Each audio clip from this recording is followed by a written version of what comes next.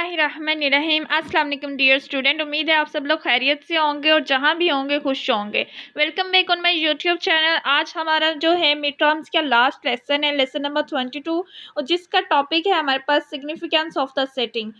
पिछले सारे ये जो हम लोगों ने प्रीवियस लेसन पढ़ा है टॉपिक सिलेक्शन से लेकर उससे आगे हमने जितने भी लेक्चर्स पढ़े हैं वो सारे इसी के साथ कनेक्ट हैं, इंटरलिंक्स हैं। ठीक है, ये अब हमारा इसके ऊपर हम लोग फाइनल पढ़ रहे हैं कि अब उसकी सेटिंग कैसी होनी चाहिए। हम लोगों ने स्पीच तैयार कर ली, टॉपिक सेलेक्ट किया, स्पीच तैयार कर ली है। ठीक है, अब स्पीच तैयार करने के हम लोगों ने डिलीवरी के भी सारे मेथड पढ़े कि हम लोगों ने डिलीवर कैसे करना है। अब ऑडियंस की तरफ से जो क्वेश्चंस आ रहे हैं उनको आंसर कैसे करना है और आंसर को फिर हैंडल कैसे करना है, रिस्पॉन्डिंग कैसे करनी है, एटसेट्रा हम लोगों ने सब कुछ पढ़ लिया। इससे रेलिवेंट जो भी था, जो भी स्टडीज़ आ रही थी, जो भी इसकी पॉसिबल स्टडी हो सकती थी वो अब हम लोगों ने पढ़ ली हुई है।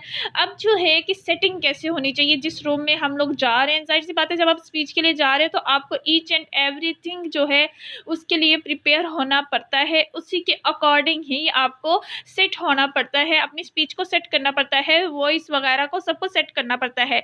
तो यहाँ पे हम लोग सिग्निफिकेंस पढ़ेंगे ऑफ द सेटिंग। तो मेरी आप सब लोगों से एक छोटी सी गुजारिश है कि काइंडली आप सब लोग मेरे चैनल को अगर तो आप लोग न्यू हैं तो इसे सब्सक्राइब करना बिल्कुल ना भूलिएगा, इस वीडियोस को लाइक करें और दोस्तों के साथ ज़रूर शेयर कीजिएगा। अच्छा, आज हमारा जो टॉपिक है इसकी हम लोग फर्दर डिटेल की तरफ आना चाह रहे हैं, आएंगे कि साइकोलॉजिकल सबसे पहले जो चीज़ मैटर करती है वो है साइकोलॉजिकल फैक्ट है कि इंसान की साइकी को मेंटेन करना भी एक सेटिंग के ज़ुमरा में आती है। लेट्स सपोज के जैसे आप लोग किसी मॉल में जाओ, ठीक है, मैं आप लोगों को एग्जांपल के साथ समझाती हूँ ताकि आपके जहन में एक कॉन्सेप्ट अच्छी तरह बैठ जाए। आप किसी मॉल में जा रहे हैं, वहाँ पे क्या है कि टिपाल का ऐड होगा, टिपाल की जिस तरफ वो सारी वो टिपाल का स्टॉल लगा होगा, वहाँ पे जो सेल गर्ल खड़ी होगी उसने आपका साइकी को अट्रैक्ट करने के लिए वही ड्रेसिंग की होगी जो कि टिपाल की होगी। ठीक है, जो कलर टिपाल का होगा। लिप्टन की तरफ जाओगे तो उसने वही येलो कलर की ड्रेसिंग की होगी, वो जो सेल गर्ल वहाँ खड़ी होगी। ठीक है, तो आप जिस तरफ भी जिस स्टॉल की तरफ जाएंगे इस तरह क्या होता है आपकी अट्रैक्शन खुद ब खुद बढ़ती है, आपके माइंड लेवल उसकी तरफ अट्रैक्ट होता है, आप उसको देखोगे तो ये क्या है आपकी साइकी को अट्रैक्ट कर रहे होते हैं, आपके माइंड सेटिंग कर रहे होते हैं कि आपने इस चीज़ को परचेज करना ही करना है। तो अब यहाँ पे जो है स्पीच में साइकी किस तरह मैटर करती है, स्पीच में साइकी इस तरह मैटर करती है कि आप जिस रूम में बैठे हो आया उसकी लाइट जो है वो ठीक है, लाइट जो है ज़्यादा अंधेरा तो नहीं है, उसका टेम्परेचर कैसा है, टेम्परेचर मेंटेन है, कूल है, या जो भी हॉट जो आपकी एक्सटर्नल इन्वायरमेंट है उसी के अकॉर्डिंग है। बाहर गर्मी है तो अंदर एसी वगैरह का बंदोबस्त है, बाहर सर्दी है तो अंदर जो है ऐसा कोई बंदोबस्त है कि अंदर सर्दी ना आए। अगर तो आपकी जो है लाइट मैटर कर रही है तो जो ऑडियंस का ध्यान होगा सब वो आपकी स्पीच की तरफ नहीं होगा, वो यही होगा कि यहाँ पे अंधेरा कितना है, यहाँ पे लाइट बहुत ज़्यादा है, तो वो आपकी तरफ अट्रैक्ट ही नहीं होंगे, उनका मेंटल लेवल ही अट्रैक्ट नहीं होगा। तो ये होता है उनकी साइकी को मेंटेन करना होता है। अगर तो रूम में गर्मी होगी ना तो उनका सारा ध्यान इस तरफ होगा कि यहाँ पे तो गर्मी बहुत ज़्यादा है, हम लोग कैसे, वो उनका ध्यान ही गर्मी की तरफ होगा। ठीक है, वो दूसरे तीसरे तरीके इस्तेमाल करेंगे खुद को मेंटेन करने के लिए, खुद को टेम्परेचर के साथ मेंटेन करने के लिए, कंफर्टेबल करने के लिए इन्वायरमेंट के साथ। तो वो क्या है इस तरह की टिप्स इस्तेमाल करेंगे, उसका ध्यान आपकी स्पीच की तरफ नहीं होगा। इसलिए इन सारी चीज़ों को मेंटेन रखना, इसको जो ऑडियंस है उसको साइकोलॉजिकली मेंटली रिलैक्स करना इन्वायरमेंट के साथ, ताकि उसको हर तरह की जो है नेसेसिटीज़ उसकी पूरी की जाए और उसकी जो तवज्जो है पूरी की पूरी स्पीच पे रहे। ये ना हो आपने इतना जामिया टॉपिक इस्तेमाल किया हो, आपका डेटा भी इतना ज़्यादा हो, आपका रिसर्च वर्क भी बहुत ज़्यादा हो, आपकी इतनी ज़्यादा एफर्ट हो, लेकिन सिर्फ किसी एक सेटिंग की वजह से एक आप क्या है आपकी सारी मेहनत क्या है वेस्ट हो जाएगी। तो इसलिए साइकोलॉजिकली उनको मेंटेन करना बहुत ज़्यादा ज़रूरी होता है। उसके बाद जो हमारी आ रही है परसेप्चुअल, जो है परसेप्शन क्या होता है, meeting room convey a message. जो भी मीटिंग रूम है उसका मकसद क्या होता है, वो मैसेज कन्वे करना होता है। ठीक है, बड़े बड़े ऑफिस में स्पेशल एक मीटिंग रूम होता है, उसी के अकॉर्डिंग सारा कुछ होता है। वो हम फर्दर आगे जाहिर सी बात है डिटेल हम आगे जाके पढ़ेंगे। Presenter communicates through vocal and voice calls. ठीक है, आपको पता है वहाँ पे जो भी होगा प्रेजेंटर होगा वो किस तरह से आपके साथ मैसेज कन्वे करेगा। ये सारी बातें हैं कि in a similar manner I every room contain visible and, जाहिर सी बात है वहाँ पे विजिबल ही होगा ना, सारा कुछ ऑडिबल, जहाँ पे सब कुछ सुना जाए, शोर ना हो, खामोशी हो, लाइट का अच्छा से बंदोबस्त हुआ हो।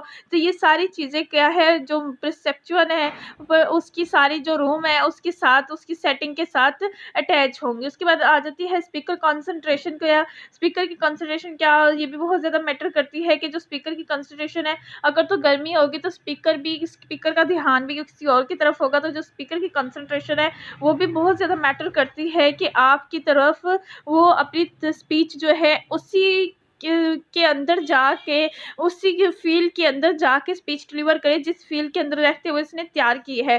ठीक है, तो अगर उसको इस तरह का इन्वायरमेंट, सारी उसकी जो है एसेसरीज पूरी की जाएंगी, तो उसका ध्यान जो है वो अच्छी तरह जो है डिलीवरी की तरफ होगा और ऑडियंस की तरफ होगा। उसके बाद है कॉम्प्लीमेंट्री कैरेक्टरिस्टिक्स। कॉम्प्लीमेंट्री कैरेक्टरिस्टिक कहते हैं setting should be selected on the basis of, किसके ऊपर उसकी सिलेक्टेड होती है, what will complement the presentation as setting is most effective when it is comfortable for the audience. वही बात कि जब तक वो कंफर्टेबल नहीं होंगे तो उसके लिए प्रॉब्लम होगा। Well seated in the intent of the presentation event. ठीक हो गया, सारी वही बात है कि उनकी रिलैक्सेशन आपको बहुत ज़्यादा मैटर करती है, ऑडियंस की भी और स्पीकर की भी। ठीक है, अगर तो कोई स्पीकर है वो स्पीच दे रहा है, तो उसकी क्या है, ऑडियो जो आप लोगों ने ऑडियो के लिए उसके स्पीकर वगैरह का बंदोबस्त किया हुआ है, तो उसी में कोई टेक्निकल फॉल्ट आ जाएगा तो ये भी एक तो टाइम वेस्ट करेगा, दूसरा ऑडियंस और स्पीकर जो है प्रेजेंटेड है उन दोनों को डिस्टर्ब करेगा मेंटली। तो इस तरह जो है वो मकसद नहीं पूरा हो पाएगा। फिर comfortable for the audience, audience के लिए कंफर्टेबल होना प्राइमरी फैक्टर है। ये प्राइमरी फैक्टर है आपकी सारी जो आप लोगों ने बंदोबस्त किया हुआ है स्पीच का। when deciding on the setting for a presentation is how to create the greatest degree of comfort for the audience। ये आपके लिए भी टास्क होता है कि आपने इसे किस तरह से इसे मेंटेन करना है और किस तरह इसे डिज़ाइन करना है। Presentation commonly introduce something new, a new produce sorry a new produce service. ठीक है, supplier a new policy, new information, new approach. ये मैंने आपको प्रीवियस लेसन में बताया था कि जो स्पीकर है, जाहिर सी बात है वो जो प्रेजेंटर है वो न्यू आइडियाज़ लेकर आ रहा है। तो न्यू आइडियाज़ जो है हर वक्त हर इंसान के लिए एक्सेप्ट कर लेना आसान नहीं होता। चेंज, तब्दीली पसंद बहुत कम लोग होते हैं। बहुत से लोग ऐसे होते हैं जो कैसे कहते हैं जैसा चल रहा है चलने दो, उनके साथ कंफर्टेबल होते हैं, वो उनके साथ रिलैक्स हो जाते हैं, उनके साथ इजी फील करते हैं। लेकिन कुछ बहुत ही कम लोग होते हैं जो कहते हैं कि इसमें थोड़ी सी चेंज आना चाहिए, उसमें थोड़ा सा न्यू आना चाहिए, कुछ नया होना चाहिए, कोई नया आइडियाज़ को वो अडॉप्ट करते हैं, नई चीज़ को अडॉप्ट करते हैं, नई पॉलिसी। आप लोग अपने घर में ही देख लें, ये जो पत्ती आ रही है उसी की आती रहेगी। अगर कोई चेंज दूसरी आ जाएगी तो कोई ना कोई इशू खड़ा करेगा कि ये नहीं, हम तो ये यूज़ करते हैं, जो सोप यूज़ हो रहा है वो ही यूज़ करेंगे। अगर कोई नया आ जाएगा तो उस पर थोड़ा सा प्रॉब्लम होगा, हो सकता है उसमें ज़्यादा अच्छी क्वालिटी हो, लेकिन जब तक आप अडॉप्ट नहीं करेंगे आपको कभी भी उसका आइडिया नहीं हो सकता। तो जो जिस चीज़ के साथ अटैच होता है ना वो उसी को यूज़ करता रहता है। हाँ, कोई रिव्यू दे दे किसी के बारे में कि हाँ ये चीज़ अच्छी थी, इसमें फलां क्वालिटी थी, उसके कहने पे आप अडॉप्ट करोगे, या आपने गलती से वो ले आए हो, अब उसको यूज़ करना आपकी मजबूरी बन गया तो आपने उससे अडॉप्ट किया, तो आप में थोड़ा सा चेंज फील किया कि हाँ इसमें ज़्यादा अच्छी क्वालिटी है। तो इसलिए किसी भी चीज़ को नया जो है एक्सेप्ट करना सबके लिए ईजी नहीं होता। ठीक हो गया, तो इसे डिसीजन लेना पड़ता है। डिसीजन लेने के लिए उन्हें मेंटली प्रिपेयर करना पड़ता है। चेंज लाने के लिए पहले किसी इंसान का मेंटल लेवल बनाना पड़ता है, उसके बाद ही वो उस चीज़ की तरफ अट्रैक्ट होगा। ठीक है, उसको थोड़ा सा पहले सारा माहौल बनाना पड़ता है कि वो आपकी बात को समझे, सुने और इसको प्रैक्टिकली अडॉप्ट करने की कोशिश करे। इन कंफर्टेबल सेटिंग में क्या क्या आ जाएगा, people in the audience can कैसे हो सकते हैं, सिट क्लियरली, उसको सेट क्लियरली करना है, हियर क्लियरली, वो अच्छी तरह क्लियर सुन सके। और उसके बाद है सिट कंफर्टेबली, ये बहुत ज़्यादा मैटर करता है। एंड फोकस अटेंटिवली, वो आपकी बात को बिल्कुल अटेंटिवली होकर फोकस करे आपके पॉइंट के ऊपर। उनकी तवज्जो जो है किसी भी डिसकम्फर्टेबली मतलब अनकम्फर्टेबल कोई सिचुएशन है तो उसकी तरफ ना जाने दें। आपने उनको हर तरह की एसेसरीज जो है वो प्रोवाइड करनी है। ठीक है, उसके बाद आ जाता है sitting consideration and room arrangement. आगे जो हम लोगों ने पॉइंट डिस्कस करना है वो ये है कि जो आप जिस रूम में बैठे हुए हो, जाहिर सी बात है वहाँ को में आपने भी ज़ाहिर सी बात है कोई मीटिंग अटेंड की होगी किसी, या मीटिंग नहीं अटेंड की होगी, कोई आपका इतना एक्सपीरियंस नहीं हुआ होगा, कहीं ना कहीं तो कुछ ना कुछ आप लोगों ने लाजमी अटेम्प्ट किया होगा, कोई कॉन्फ्रेंस अटेम्प्ट की होगी, कोई सेमिनार अटेम्प्ट किया होगा, कोई मीटिंग, कुछ ना कुछ तो आपने अटेम्प्ट किया होगा, कोई जलसा अटेम्प्ट किया होगा, कोई जो है वो कोई खताब ही सुना होगा, कोई जुम्मे का खुतबा सुना होगा, कोई किसी महफिल मिलाद पे गए होगे वहाँ पे कुछ सुना होगा, या किसी मजलिस वगैरह में व्हाट्सएवर कहीं ना कहीं तो आपका किसी प्रेजेंटर को सुनने का कोई ना कोई तो आपके साथ हसीन इत्तेफाक हुआ होगा ना। अब इन सब में यही है कि आपने यही देखा होगा कि हर जगह की जो रूम सीटिंग है, सीटिंग मैनेजमेंट है, वो हर जगह की डिफरेंट होती है। ठीक है, शादियों में आप लोग देख लें कोई और होती है, और वही शादी हाल किसी और पर्पज़ के लिए बुक करवाया जाए तो उसकी सीटिंग अरेंजमेंट कुछ और होती है, क्योंकि शादी में कोई और मकसद होता है और दूसरी जगह पे मकसद कुछ और होता है। अच्छा, इसमें जो हमारे पास सबसे पहले आ रहा है ऑडियंस साइज। सबसे पहले जो आपकी चीज़ सॉरी, सबसे पहले जो आपकी चीज़ मैटर करती है कि ऑडियंस का साइज़ कितना है, आप किस पैमाने की ऑडियंस के साथ स्पीच करने जा रहे हैं और किस पैमाने की ऑडियंस के अंदर आप जा रहे हैं। ठीक है, ऑडियंस कितनी है, किस किस्म ऑडियंस का साइज़ लार्ज है या आपके स्मॉल नंबर्स में ऑडियंस है, किस नंबर्स में ऑडियंस है, ये देखना होता है। उसके बाद आपने उसकी सीटिंग का बंदोबस्त करना होता है। शादी हॉल भी करवाना होता है तो आपने देखना होता है ये फर्स्ट डे का है तो ये भरा होना चाहिए, सेकंड डे का तो इतना होना चाहिए, मेहंदी का शादी हाल है तो इसको थोड़ा इतना होना चाहिए। तो उसमें पहले आप लोग काउंट करते हो। ठीक है, पहले आप मेंबर्स काउंट करते हो जिनको आप लोगों को इनवाइट करने जा रहे हो, और वो लोग आएंगे तो कितनी जगह आपको चाहिए होगी उनके लिए। तो साइज मैटर करता है, ऑडियंस कंपोजिशन मैटर करती है कि उनको कंपोज कैसे करना है, who will be attending the presentation, जो भी करने जा रहे हैं, does the status of those who are attending influence who setting will be arranged, setting कैसे अरेंज की जाएगी। वर्क प्लेस है, वर्क स्पेस है, will attend need a work space and if so, अगर तो किसी अटेंड करने वाले को वर्क स्पेस की ज़रूरत है, अगर तो है तो फॉर व्हाट, टेकिंग नोट्स, तो क्या नोट्स करना है, वर्किंग विद हैंड आउट्स, ठीक है, spreading out material for study और रिव्यू। अच्छा जी, आपकी जो ऑडियंस है वो वर्क प्लेस, अगर आप तो किसी सेमिनार पे जाओ या फिर किसी नेक्स्ट आप लोग प्रैक्टिकल में जाओ, मेरी दुआ है कि जो आप लोग मैथ्स को पढ़ रहे हो, आप जिस पैशन को लेकर आए हो आप आगे ज़रूर लेके जाओ। आप रिपोर्टिंग के लिए जाएंगे इंशाल्लाह, फील्ड में जाएंगे तो फील्ड में जाके आप लोग यही देखेंगे कि जो आप जा गए और रिपोर्टिंग के लिए, तो वहाँ पे सबसे पहले रिपोर्टर्स को एक प्रेस रिलीज़ का बारे में हम लोग आगे जाके पढ़ेंगे। उनको एक पेपर के ऊपर लिखा हुआ कुछ मटेरियल दे दिया जाता है, हैंड आउट्स दे दिए जाते हैं। ठीक है, कि ये आपकी न्यूज़ है, ये हमारी मकसद है, और ये जो बंदा आएगा स्पीच करेगा वो ये कुछ कहेगा। तो आपने ये चीज़ पे फोकस करनी है कि कितने बंदे आ रहे हैं, कितनी कॉपियाँ आपके पास होनी चाहिए। ठीक है, उसके बाद है इंटरेक्शन है। इंटरेक्शन में care will member of the group be asked to interact with one and other. ठीक है, एंड इफ सो, अगर तो उनकी इंटरेक्शन होनी चाहिए हर मेंबर की, आने वाले की एक दूसरे के साथ, फॉर व्हाट्स, इसके लिए क्या करना है आपने, opening, introduction, discussion, activities in breakout groups. ठीक है, तो आपने उन लोगों के दरमियान क्या करना है, बिल्कुल ऐसा माहौल पैदा करना है कि लोग आपस में डिस्कशन कर सके। Is it preferable to seat members of the audience, अगर तो ये प्रीफरेबल है आपके लिए, so that their focus of attention in on the presenter, or so they can exchange feedback and make eye contact with one and other। ठीक है, वो feedback बनाए, एक दूसरे के साथ जांच पड़ताल करें। तो ये भी आपने पॉसिबिलिटी है, it's depend on your possibility कि हम किस लेवल पे जा रहे हैं स्पीच करने। ड्यूरेशन कितना होना चाहिए, आपका ड्यूरेशन पे भी डिपेंड करता है कि आपकी स्पीच जो होने जा रही है। उसके बाद टेबल्स है, टेबल्स कितने हैं, how many tables total are needed, ये आप लोगों ने देख लेना है, हमें टेबल कितनी चाहिए, मतलब ईच एंड एवरीथिंग आपको हर पर्सपेक्टिव से आपको गाइड किया जा रहा है। अच्छा, इसमें आप लोगों ने टेबल्स देख लिए, सारा काम देख लिया, समझ रहे हैं, आपकी सारी जांच पड़ताल हो गई है, जितने टेबल आपको चाहिए, किस किस्म के टेबल चाहिए, आया ऑडियंस ने कुछ नोट करना है तो उस टेबल चीज टेबल के उस किस्म की टेबल चाहिए, आया ऑडियंस ने नोट नहीं करना तो फिर किस किस्म की टेबल चाहिए, सारी चीज़ें बातें मैटर करती है। फिर यह है आइसल्स, between sitting, ourselves needs to be created to provide for a safe and smooth flow of traffic in and out of a room। ठीक है, कि वहाँ पे जो है आना जाना इजी बनाना चाहिए। Access for process with disabilities must be considered as well. अब जो रूम है उसमें से अगर अल्लाह माफ़ करे किसी को डिसेबिलिटी है तो उसके लिए भी आपने ऐसा वे बनाना है कि उसके लिए भी आने जाने में आसानी हो, वो अनकम्फर्ट फील ना करें। विजिबिलिटी आपने दिखानी है कि आपकी अरेंजमेंट ऐसी होनी चाहिए, लाइट का बंदोबस्त ऐसा होना चाहिए कि विजिबिलिटी हो रूम में, ना तो ज़्यादा डार्क होना चाहिए ना ज़्यादा लाइट होनी चाहिए। ये सारी चीज़ें आप लोगों ने देख लेनी है, ठीक है। उसके बाद जो हमारा विजिबिलिटी के बाद आ रहा है तो पॉइंट वो यही है कि ओपन स्पेस, ठीक है।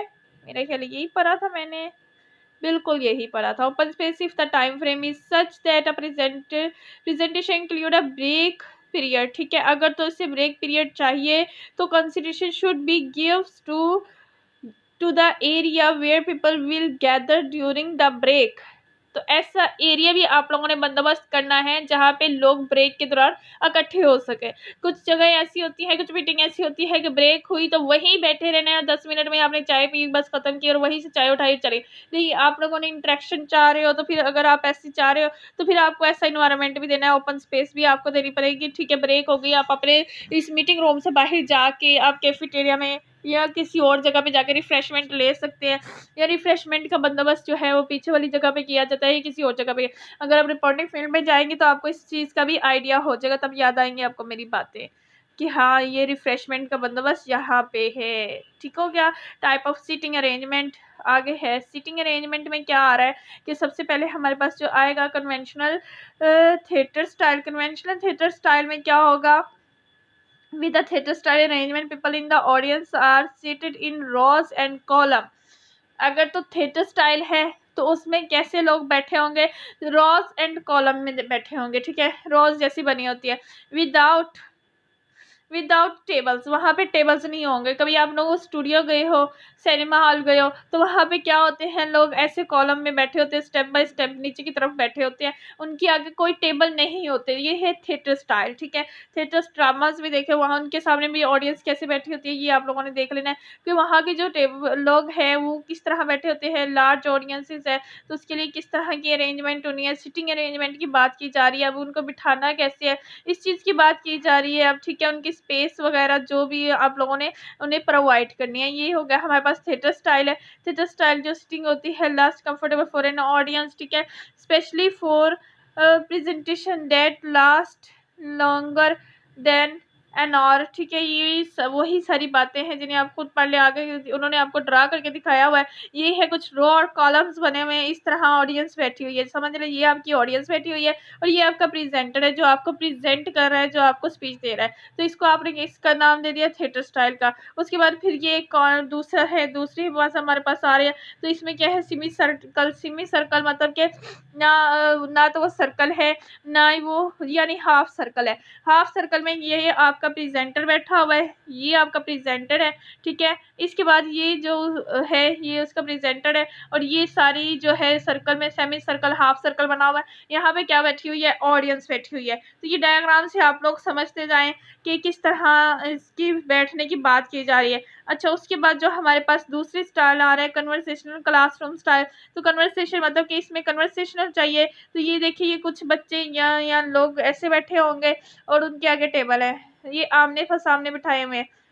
नहीं, मेरा ख्याल है उन्हीं की तरफ में, क्योंकि प्रेजेंटर तो वहाँ बैठा हुआ है। तो क्या है, प्रेजेंटर वहाँ बैठा हुआ है और क्लासरूम की शेप दी हुई है इसको, ठीक है। ये कन्वर्सेशनल है, यहाँ पे कन्वर्सेशन हो सकती है, इसको इस चीज़ का नाम दिया गया है, ठीक है।